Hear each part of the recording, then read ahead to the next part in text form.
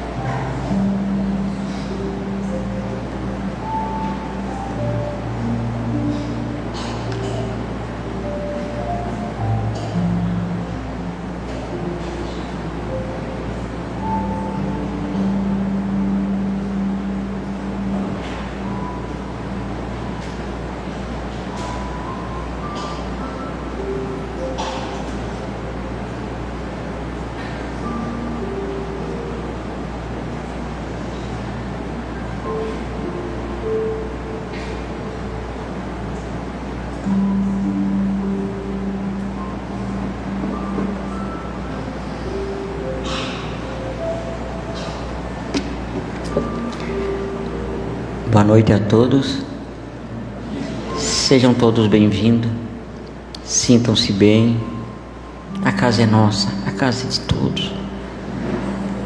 Convido todos a nesse momento levar o pensamento a Deus, a Jesus, trazendo o seu anjo de guarda bem do seu ladinho, com aquele pensamento positivo, com as boas energias que pairam nesse momento, com essas gotinhas que estão caindo de alegria, de amor, de paz, felicidade, de união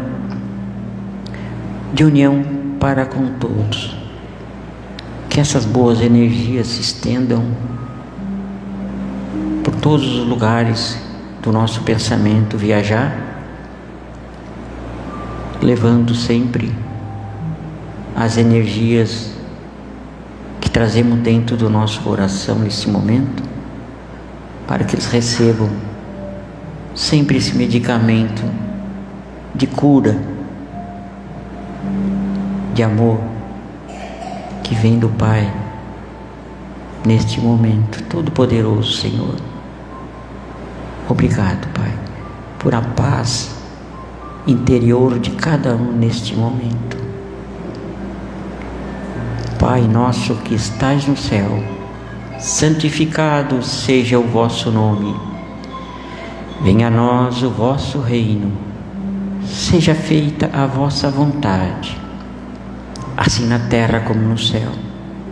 O pão nosso de cada dia que nos dai hoje, Perdoai, Senhor, as nossas ofensas, assim como nós perdoamos a quem nos tem ofendido. E não deixeis cair tentação, mas livrai-nos do mal, Senhor. Porque teu é o reino, o poder, a glória para todo sempre. E com esta oração, pedimos a permissão ao alto para dar por aberto essa explanação da noite de hoje, desejando a todos uma boa palestra para o nosso amigo. Que Jesus abençoe, que assim seja. E com vocês, com nós, o nosso irmão, trabalhador da casa, Fábio. Contigo, Fábio. Muito obrigado.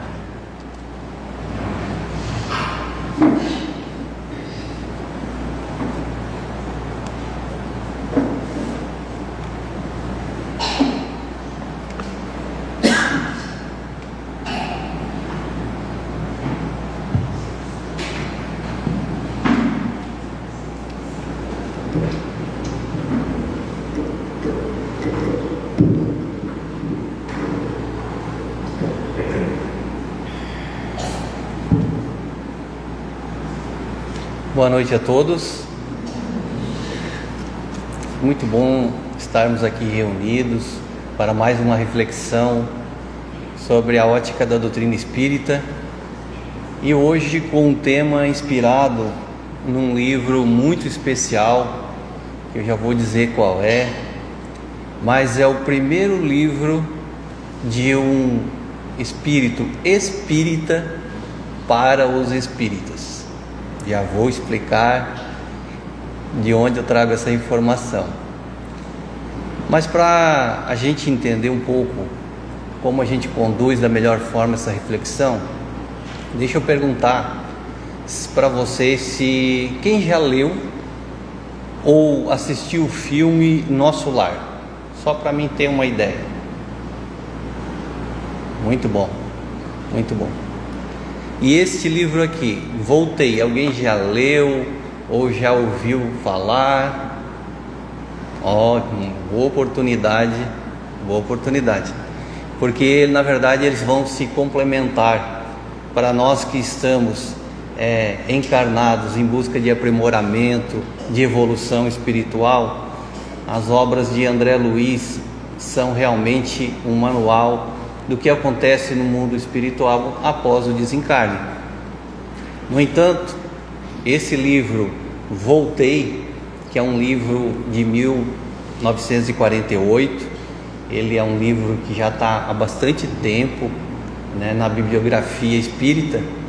Ele traz com uma riqueza de detalhes como que se dá o desencarne, o desenlace do corpo e, consequentemente, as inquietações, os pensamentos, como que o espírito reage diante dessa nova realidade.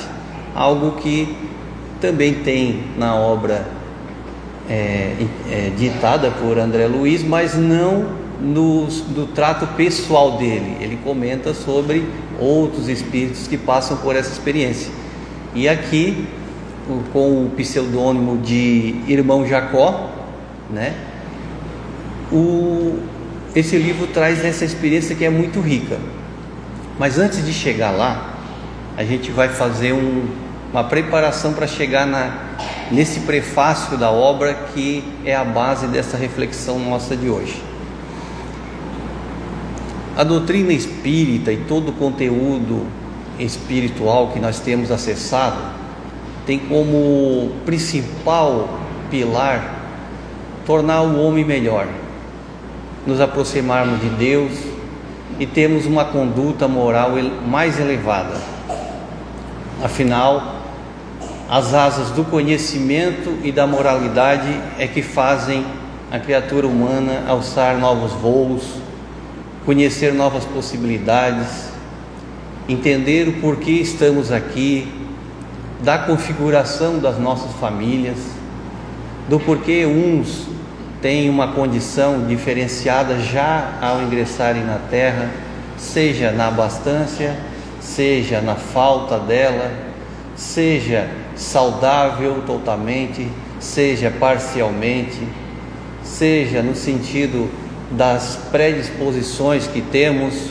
Uns gostam de estudar, outros já não gostam, uns gostam de empreender, têm por aptidão montar negócios, dirigir empresas, outros já preferem mais o servir, uma coletividade, enfim, são inúmeros os papéis, os trabalhos que o orbe nos apresenta, que nem o Google hoje teria condições de enumerar quantas profissões existem e existirão na Terra nos próximos anos. Então, é comum que no dia a dia, nós aqui no plano terreno, encontremos os desafios que nos chamam, a um esforço maior da compreensão, a um esforço maior de renúncia, mas nem sempre nós acatamos isso com um sorriso ou com aquela boa disposição. Às vezes questionamos o porquê disso aconteceu comigo, ou porquê estou passando por isso. Nem às vezes nós lembramos de também, no sentido oposto, agradecer quando recebemos alguma bênção, porque essa bênção chegou para mim, poderia ser para outra pessoa. Geralmente a gente se queixa mais do que agradece. Mas como que nós podemos entender esse mecanismo da reencarnação se nós mesmos participamos dele antes de estarmos aqui na Terra? Então puxei a questão 264 do Livro dos Espíritos, onde fala de escolha das provas, e Allan Kardec dirige o questionamento: que é o que dirige o espírito nas escolhas das provas que queira sofrer? Então, a gente sabe que a gente participa desse processo, mas aqui ele pergunta qual é a motivação das nossas escolhas, do teor das nossas escolhas. E a resposta é: ele escolhe de acordo com a natureza de suas faltas, as que o levem à expiação destas e a progredir mais depressa. Uns, portanto, impõem a si mesmos uma vida de misérias e privações, objetivando suportá-las com coragem. Outros preferem experimentar as tentações da riqueza e do poder, muito mais perigosas, pelos abusos e má aplicação a que podem dar lugar, pelas paixões inferiores que uma e outros desenvolvem. Muitos, finalmente, se decidem a experimentar suas forças nas lutas que terão de sustentar em contato com o vício. Então, o gênero de provas, a gente participa ativamente, mas os detalhes da prova, cabe a nós, aqui encarnados, resistirmos às tentações.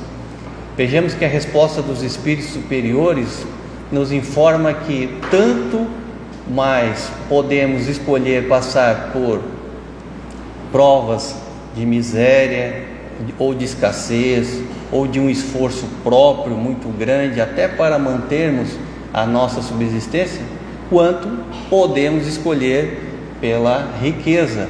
Mas ele alerta: mais perigosa do que a miséria ou a humildade em termos materiais, a riqueza traz no seu bojo um risco maior de tentações, de desvios. Só que quando a gente está aqui provando, e o véu do esquecimento, ele nos protege para que o nosso julgamento não seja maior ainda da nossa situação ou daqueles irmãos que vêm junto a nós, então essa proteção não traz latente no nosso ser esse acordo, esse crédito que assinamos antes de encarnar. E a gente se pergunta: por que estamos passando por isso? Porque a vida não pode ser mais suave? E ela pode, desde que nós estejamos convictos, e aí não é crença, é saber de que nós estamos de passagem, porque do plano espiritual o espírito pensa diferente de nós quando encarnados. A própria resposta, ela está fundamentada nisso. Uns impõem a si mesmo uma vida de misérias e privações, mas objetivando suportá-las com coragem para que o seu crescimento seja mais rápido. E aí Kardec dá uma questionada em segundo nível sobre essa questão das escolhas. E na 266 ele pergunta: não parece natural que se escolham as provas menos dolorosas? É o que o ser humano encarnado também pensaria, né? Como eu pensei a mesma coisa. Se eu escolho as provas que eu vou participar, com o nível que nós temos aqui de encarnados, escolheria aquelas que eu sei que tem uma condição de eu passar. Mas no mundo espiritual não é assim. No mundo espiritual a gente enxerga a vida da imortalidade, e uma encarnação que para nós parece assim muito tempo, mas para o espírito é um piscar de olhos, é vestir uma veste e ir para um dia de labuta e retornar à pátria espiritual. Daí o espírito se impõe a ele mesmo a provas mais difíceis para que aproveite bem a estada aqui na encarnação. Então Kardec pergunta: se não parece natural que escolham as provas menos dolorosas? A resposta: pode parecer-vos a vós, ao espírito não.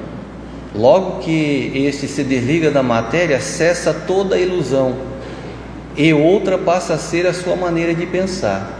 E no comentário ele diz: sob a influência das ideias carnais, o homem na terra só vê das provas o lado penoso. Tal a razão de lhe parecer natural sejam escolhidas as que, do seu ponto de vista, podem coexistir com gozos materiais. Na vida espiritual, porém, compara esses gozos fugazes e grosseiros com a inalterável felicidade que é lhe dado entrever. Olha, do mundo espiritual nós percebemos a verdadeira felicidade, nós reconhecemos aqueles que já passaram pela estrada por mais tempo e que alcançaram virtudes que nós ainda estamos buscando. Logo, essa verdadeira felicidade que a traça não corrói, que a ferrugem não destrói, são virtudes que somente conscientemente a gente vai conseguir alcançar. Então, enquanto no corpo não formularmos a ideia exata, agora eu vou, já que a gente fez a introdução, o aquecimento do porquê que existem as provas, mas que nós participamos, e quando estamos no mundo espiritual nós escolhemos provas mais difíceis para nós mesmos, porque nós temos um objetivo de evoluir. Aqui é só uma passagem. Aí agora eu começo a introdução, né, o prefácio dessa obra, que é o livro Voltei. Durante a nossa explanação eu vou falando um pouquinho, né, de Frederico Fingler, quem que ele foi, qual a contribuição que ele teve no país, para a Federação Brasileira Espírita. Então, aí eu vou falando um pouquinho, porque eu quero depois deixar vocês também com vontade de ler esse livro, porque, como falei, André Luiz não era espírita, e nós adoramos a forma como ele descreve, parece um repórter, né, falando do mundo espiritual para nós, né? Ele tem toda uma história. O Frederico, ele é um espírita que prestou serviço por mais de 30 anos, né, no Brasil, e ele prometeu, antes de desencarnar, olha, eu estou falando, não consigo me aguentar, antes de desencarnar ele prometeu que voltaria a escrever para os espíritas. Ele queria dar comunicação para os espíritas, afinal de contas ele já era um médium dialogador, ou seja, um médium doutrinador dentro de uma sessão espírita de desobsessão. Ele já fazia esse trabalho. Então ele pensou: nossa, se eu estou ajudando aos desencarnados aqui no Centro Espírita, quando eu estiver do outro lado, eu quero também dizer como que foi a minha passagem, o que eu senti, quais as experiências que eu passei. Só que lendo o livro a gente vai vendo como que isso aconteceu, que às vezes os planos no mundo espiritual não são exatamente como a gente pensa aqui quando encarnado. Então, o prefácio do livro começa assim: e a luta continua, que é o tema da nossa palestra de hoje.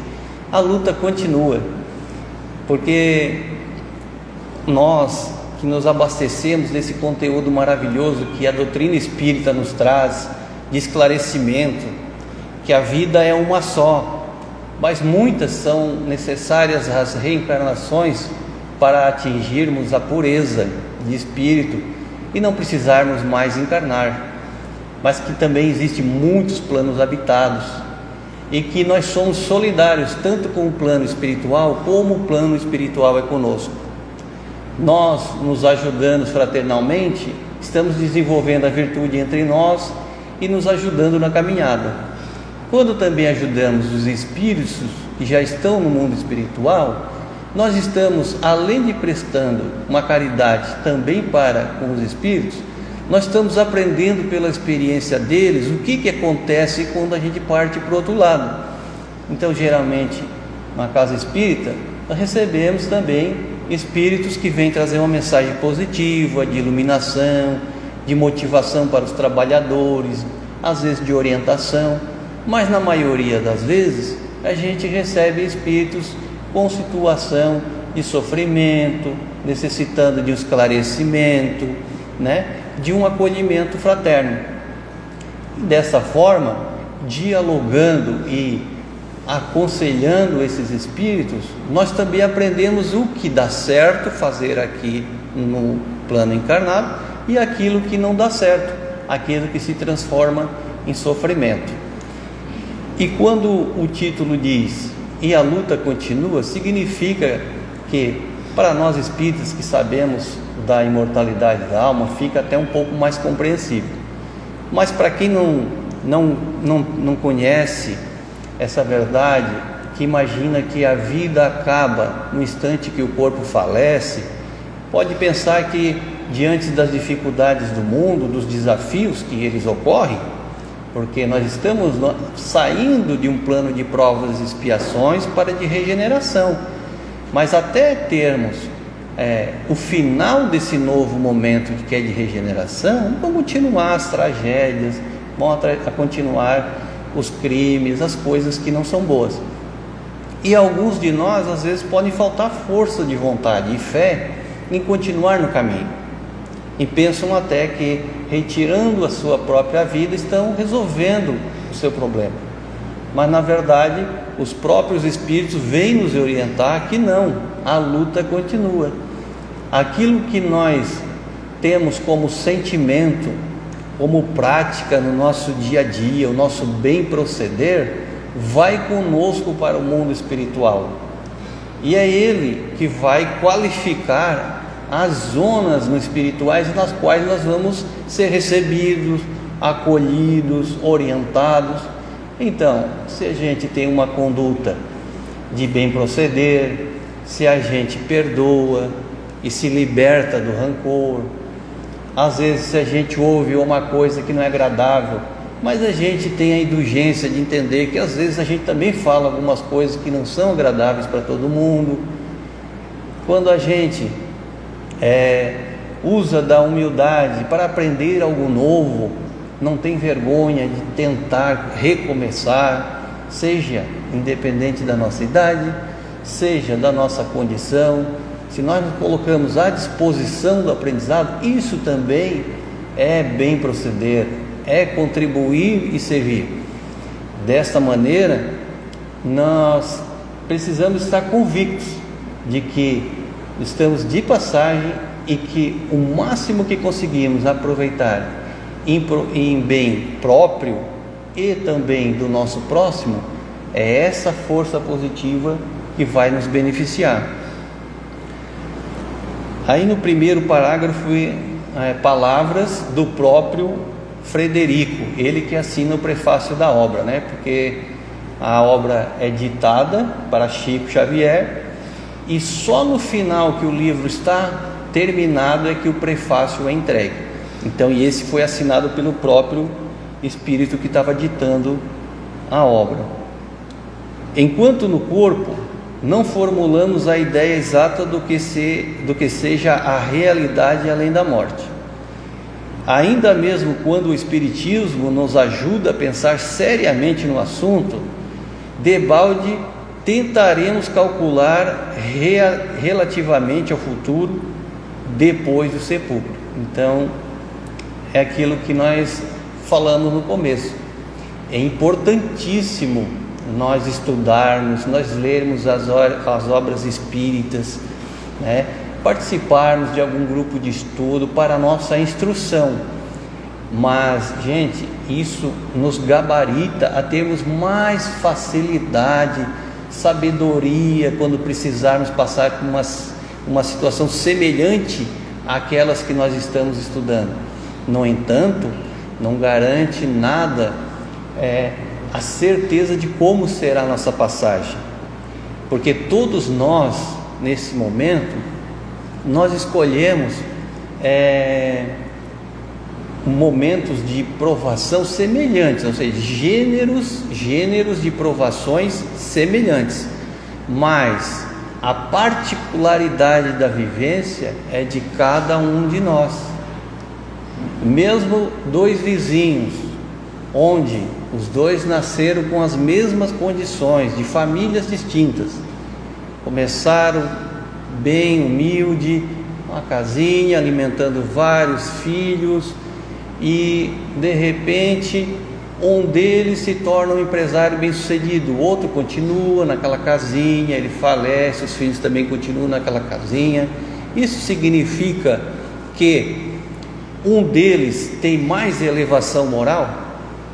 Não, porque Allan Kardec vem explicar que justamente o que conversávamos, os espíritos cientes das suas necessidades, eles escolhem as provas que são mais difíceis enquanto encarnado, mas para obter o melhor resultado quando partirem da vida de encarnado. Então, é possível que às vezes um grande empresário ou líder político ou alguém que é dado das ciências seja alguém que, moralmente falando, no mundo espiritual, ele seja menos adiantado do que o servo, aquele que faz um cafezinho, que chega cedo na empresa, que limpa o chão, porque não é a profissão que a gente escolhe que determina a nossa elevação no mundo dos espíritos. Já no capítulo 2 do Evangelho, nós temos um exemplo bem claro de um depoimento de uma rainha da França. Imaginemos que não é uma rainha dos tempos atuais, é daquela época em que não existia democracia, era através da coroa. Então uma rainha tinha um poder imenso sobre a sociedade, e ela achava que ao partir ela seria recebida como soberana, mas não foi dessa forma, e ela viu acima dela, mas muito mais acima, aquelas pessoas que ela evitava, que ela nem reconhecia, porque não tinha o sangue nobre. Então é mais um exemplo que ele vem nos alertar aqui no prefácio da obra. E ele continua: os quadros sublimes ou terríveis no plano externo correspondem de alguma sorte à nossa expectativa. Contudo, os fenômenos morais dentro de nós são sempre fortes e inesperados.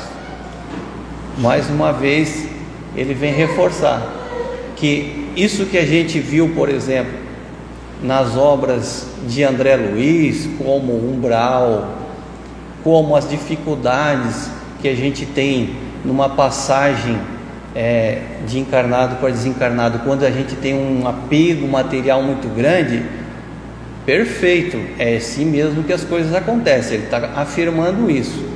No entanto, dependendo da condição moral do ser, a situação em si pode variar muito, como um desenlace que precise de ajuda de muitos irmãos para acontecer, ou no caso de Frederico, como ele era um trabalhador assíduo, ele era um empresário que era um filantropo, então ajudou muito a Federação Espírita Brasileira a instituir um parque de gráfico que ajudou muito a disseminação da doutrina espírita no Brasil.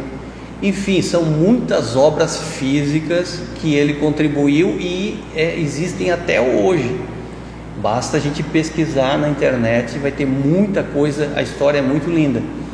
No entanto, como ele estava com aquela vontade de escrever rapidamente para os confrades, aquele que estudava junto com ele após o seu desencarne, ele ficou decepcionado, porque quando ele foi recepcionado logo após o seu desenlace, ele não tinha sido sepultado ainda e estava aguardando na praia junto com Bezerra de Menezes, mais o seu orientador espiritual, e ele já estava pensando nisso. Aí falaram para ele assim: olha, nós estamos aguardando a romagem para o mundo espiritual se completar, ainda falta uma moça e ela está quase chegando. Aí ele ficou pensando: mas eu pensei que era só desencarnar e já ir, né? Não, é uma romagem, porque a cada segundo entram muitos espíritos encarnando no planeta Terra, mas também voltam muitos espíritos. Vem e vai, né? Nós já estamos com mais de 8 bilhões de habitantes, então é uma corrente que se retroalimenta. E aí, quando essa moça chegou e disseram que era uma professora, e ela chegou assim cintilando muita luz, ela brilhava muito, e ele olhou para ele, o brilhinho dele era opaco, e ali ele já sentiu inveja dela. E aí, como a filha dele, a Raquel, que já estava no plano espiritual, percebeu isso, ela chama a atenção: pai, e concentra. E aí ele entrou no prumo de novo e seguiu a romagem. Mas vejam como são coisas da moralidade que são tão sutis que a gente se perde muito fácil. E aí ele continua: antes da passagem, tudo me parecia infinitamente simples. Nossa, como não poderia ser diferente se a gente lê a obra?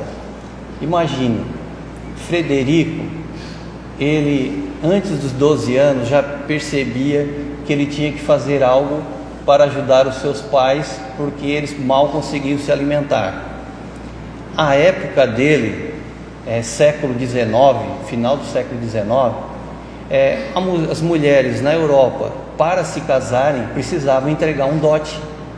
Não é como é hoje em dia, que a gente se apaixona e pega a bênção dos pais, ou até sem a bênção dos pais, que muitas vezes acontece, a gente já faz o casamento. Não, precisava de um dote. E aí ele, com 12 anos, sozinho, só com o dinheiro da viagem, ele foi para os Estados Unidos em busca de trabalho. Lá, quem ele conheceu, ou melhor, o que ele presenciou? Mais um lançamento de Thomas Edison, que inventou o gramofone, né, que é um aparelho que gravava a voz, né, e você poderia comercializar isso, e ele entendeu como uma oportunidade. Aprendeu o ofício de comerciário e depois foi viajando para a América e passou por vários países, como o México, e chegando no Brasil por volta dos 21 anos, 25 anos de idade. E aí aportou em Belém e ele começou então a história de empresariado dele. Aí ele foi fazendo as gravações, ia de cidade em cidade, foi acumulando algum dinheiro, até que aí eu vou deixar o restante da história para vocês lerem um pouquinho mais, mas foi um empresário de grande sucesso. Então, como que alguém que vence a escassez com essa vontade com essa sabedoria de tomar escolha, com o desprendimento de deixar a família para trás, ir para um país em que ele não conhecia uma palavra, porque ele era tcheco, né? Então ele não falava uma palavra de português e veio para cá. Isso já demonstra muito desprendimento material. E ele não pensava em enriquecer, ele pensava em ajudar a família e conseguir os dotes para as irmãs poderem se casar. Então ele continua: não passaria a morte de mera libertação do espírito e mais nada. Agora ele está falando depois que ele aprendeu tudo isso, né? Que ele já tinha aqui no Brasil constituído fortuna, que ele já trabalhava pela doutrina espírita há 30 e poucos anos. Ele fala isso, né? Achou que não passaria a morte de mera libertação do espírito e mais nada, seguindo a nossa alma para as esferas de julgamento, de onde voltaria a reencarnar caso não se transferisse a mundos felizes, que é uma forma simplificada, né, de entender esse mecanismo, mas leva tempo para essas coisas acontecerem, né? Lógico, se a gente desencarnar hoje, depois de algum tempo, depois de nós nos arrependermos, de nós pedirmos ajuda, sermos ajudados e aprendermos muito, nós vamos ter uma oportunidade de retornar, escolhendo novamente as provas que deveremos passar para nós adquirirmos virtudes. Mas não é tão simples assim como a gente fala, né? Isso leva tempo, tem muita situação envolvida. Alguém tem que dar uma carta de crédito para ser meu pai e minha mãe. E as condições que eu venho? Se eu já falhei e muitas outras vezes na mesma condição, que condição agora que eu posso vir? Aí já pode entrar uma expiação. Então é isso que ele está dizendo: compreendo hoje que aceitar essa fórmula seria o mesmo que menoscabar a experiência humana, declarando-se que o homem apenas renascerá na terra, respirará entre criaturas e em seguida se libertará do corpo de baixa condensação fluídica. Aí quantos conflitos, né? Quantas lições entre a infância e o declínio das forças físicas.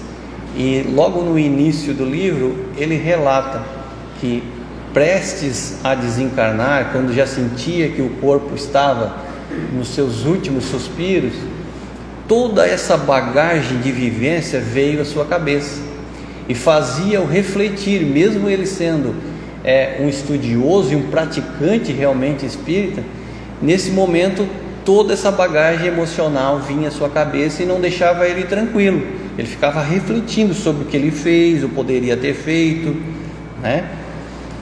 Então, ele diz aqui: reconheço presentemente que as dificuldades não são menores para a alma liberta dos mais pesados impedimentos do plano material.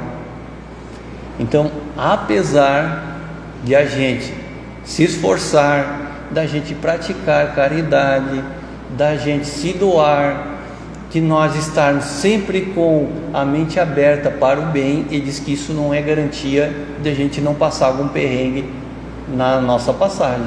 Não é fórmula que garante, porque a forma como nós pensamos não é exatamente a mesma que os espíritos superiores pensam, que as leis de Deus regem. Às vezes nós podemos entrar em confusão. É mais ou menos como aquela parábola que diz, né, que a tua mão direita não veja o que a tua esquerda está fazendo. Porque quando a gente doa algo, mas lá no inconsciente a gente está pensando: eu vou doar porque daí isso é bom, porque daí a espiritualidade está vendo que eu estou doando, então daí para mim vai ser melhor. Pensou isso, não tira o mérito da pessoa que está recebendo ajuda, mas não significa que essa doação ela tem um peso moral necessário conforme Jesus entendia. Você fez o bem, mas isso não te gabaritou a te dar um saltinho lá no mundo espiritual. Dessa vez não. Pode ser que em algum momento que a gente faça algo sem pensar, nada em troca, fez o bem pelo bem, aí sim, aí está valendo. Mas olha, só como é difícil, né, a gente estar no nível do ensinamento de Jesus. Ele diz assim: acreditei que o fim das limitações corporais trouxesse inalterável paz no coração, mas não é bem assim. E aí, indo mais para o final, ele vai dizendo assim, chega, no entanto, o momento em que a morte nos reconduz à intimidade do lar interior. E se não houve de nossa parte a preocupação de construir aí dentro um santuário para as determinações divinas, quantos dias gastamos na limpeza, no reajustamento e na iluminação? Então é isso que vai precisar ser feito. Quando a gente precisa passar para o outro lado, mas ainda tem aquelas impurezas, o rancor, fui para o outro lado, mas não perdoei o meu irmão, ou então contraí uma dívida moral com alguém que eu precisava ajudar e eu não fiz, ou ignorei. Tudo isso na nossa consciência aflora quando a gente está do outro lado, e isso leva um tempo para a gente reajustar.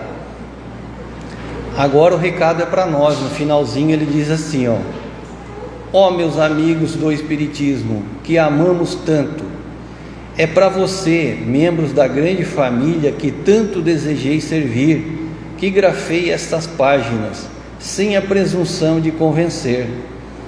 Não se acreditem quitados com a lei por haverem atendido a pequeninos deveres de solidariedade humana, nem se supunham habilitados ao paraíso por receberem a manifesta proteção de um amigo espiritual.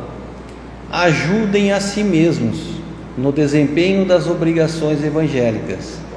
Espiritismo não é somente a graça recebida, é também a necessidade de nos espiritualizarmos para as esferas superiores. É isso que ele está dizendo, que quando a gente estuda, isso deve transformar algo dentro de nós, mas que essa transformação não seja simplesmente aquela assim, eu estou fazendo porque o outro está fazendo. A gente tem que ter a convicção da fé de que nós somos seres espirituais num corpo carnal, que fazer o básico é como tem no livro Céu e Inferno, na segunda parte, nós temos lá o testemunho de diversos espíritos em que alguns, ao passarem para um lado espiritual, estavam tristes, outros estavam felizes, outros estavam mais ou menos felizes e outros estavam muito felizes. E aí eu me ative a perguntar, mas por que tem os felizes mais ou menos e os muito? Não é tudo felicidade? Não. O que tem em comum nos muitos felizes que não tinha nos felizes e nos mais ou menos felizes era a preocupação com o próximo, porque todos os três casos eles foram pessoas que deixaram um legado de amor, que cuidaram bem de suas famílias, que não deveram nenhuma obrigação para com os outros. Mas os muito felizes foram aqueles que fizeram tudo isso e ainda tentavam reerguer aqueles que estavam em dificuldade, aqueles que não tinham conhecimento para levantar-se sozinho, e isso fez a diferença. Aqui ele está trazendo, Frederico, a mesma informação, só que de forma diferente. Ele estava dizendo que enquanto encarnado eu venci e ainda despertei, porque ele era judeu, era de família de judeus, e ele se converteu ao espiritismo. Então ele venceu na necessidade material, ele agregou a doutrina dos espíritos, que é o consolador prometido pelo próprio Jesus, está lá em João 14, e ele alerta, mas ainda assim no mundo espiritual a lógica é um pouco diferente. Então nos esforcemos para sermos bons e produzirmos bons frutos. E aí o que é prometido para nós será realizado, que Jesus partiu e disse que quando o lugar estivesse pronto, Ele voltaria e nos levaria junto com Ele. Gente, muito obrigado. Espero que essa nossa reflexão aqui tenha trago um gostinho, né, para todos nós podermos desfrutar dessa obra, que, como eu falei, é a primeira obra escrita, essa foi a primeira, de um espírita para os espíritas. Tanto que vocês viram aqui no prefácio que ele fala que é para nós, né? Todas as outras demais têm o seu brilho igual, mas eu quero dizer que essa daqui é de alguém espírita que partiu para o outro lado e voltou para dizer assim: gente, é assim que as coisas estão acontecendo aqui, não preciso fazer igual eu, a gente pode fazer um pouquinho melhor. Obrigado, gente, Deus abençoe todos nós, que assim seja.